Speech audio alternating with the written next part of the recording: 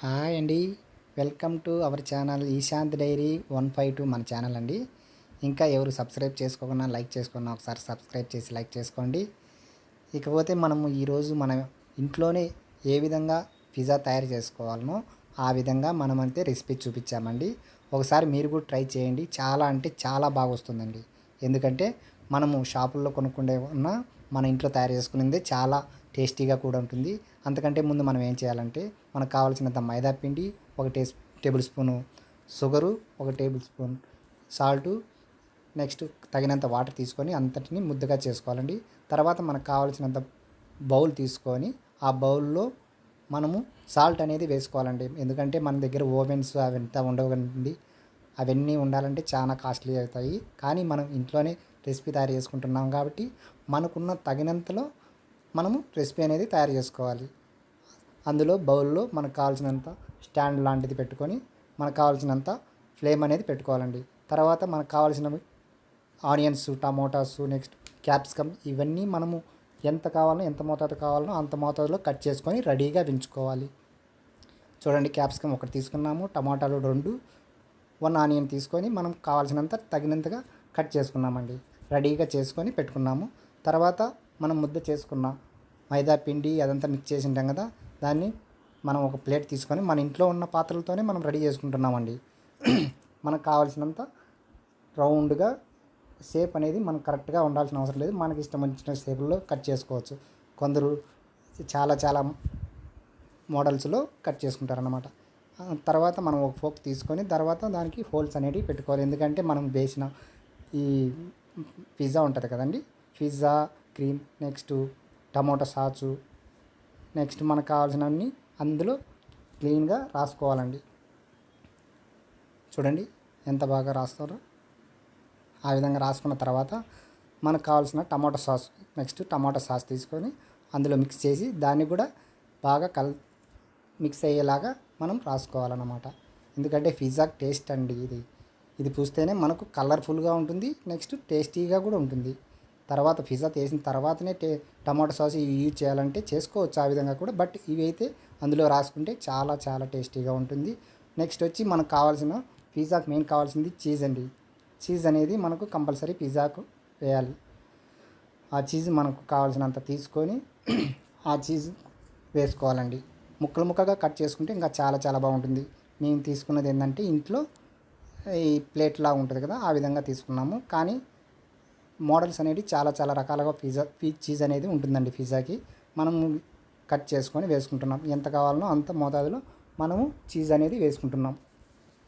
తర్వాత ఏంటంటే మనం కట్ చేసుకున్న ఆనియన్స్, నెక్స్ట్ టమోటాలు, నెక్స్ట్ క్యాప్సికమ్ ఇవన్నీ వాటి మీద వేసుకొని బాగా మిక్స్ అయ్యేలాగా చేసుకోవాలండి. చూడండి ఏ విధంగా కలుపుతున్నారు.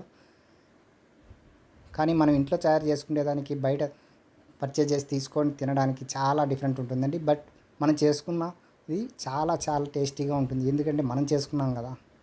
అది అవుట్ సైడ్ కంటే ఇన్సైడ్ అనేది ఇంట్లో ఫుడ్ బాగుంటుంది అంటారు కదా, అదేవిధంగా మనం ఇంట్లో చేసుకునేది చాలా టేస్టీగా ఉంటుంది. ఒకసారి మీరు బయట చేసుకునే దానికి ఇంట్లో చేసుకొని తినే దానికి ఒకసారి టేస్ట్ అయితే చెక్ చేసుకోండి, మీకే తెలుస్తుంది. కానీ చాలా చాలా బాగా చూడడానికి కూడా ఎంత అందంగా పిజ్జా లాగా ఇప్పుడే కనిపిస్తుంది. ఎందుకంటే ఇంకా హీట్ కూడా చేయలేదు కానీ అంతలోనే మనకు పిజ్జా లాగా కలర్ఫుల్గా కనిపెడుతుంది కదా. నెక్స్ట్ ఈ విధంగా అన్నీ సెట్ చేసుకొని అన్నీ క్లారిటీగా వేసుకొని తర్వాత మనకు చీజ్ అనేది అప్పటికి సరిపోదండి. ఒకసారి అవుట్ సైడ్ కూడా మనం చీజ్ అనేది మనకు కావాల్సిన మోతాదులో వేసుకోవాలి. ఒకసారి చూడండి.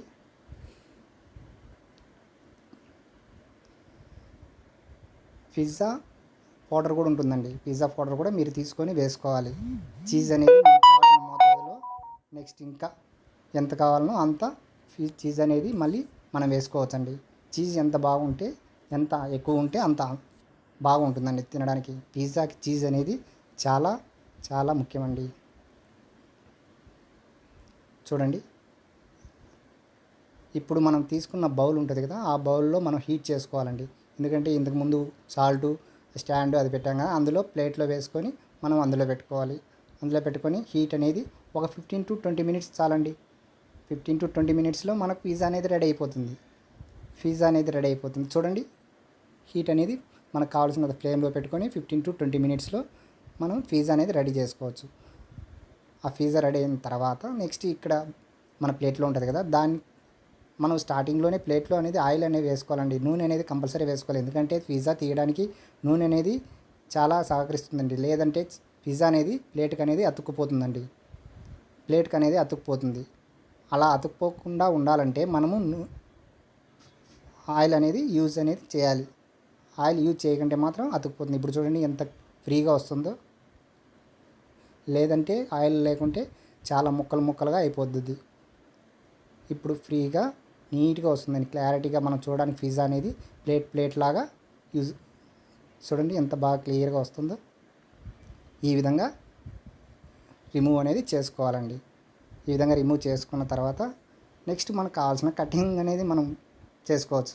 చూడండి ఏ విధంగా కట్ చేసుకున్నామో, కేక్ ఎలా కట్ చేసుకుంటామో ఆ విధంగా కట్ చేసుకొని ఎన్ని ముక్కలు కావాలంటే ఆ విధంగా చేసుకోవాలి. అన్ని ముక్కలుగా చేసుకొని మనమని చూడండి ఎంత ఫ్రీగా ఎంత బాగుందో, ఫ్రీగా వస్తుంది చూడండి.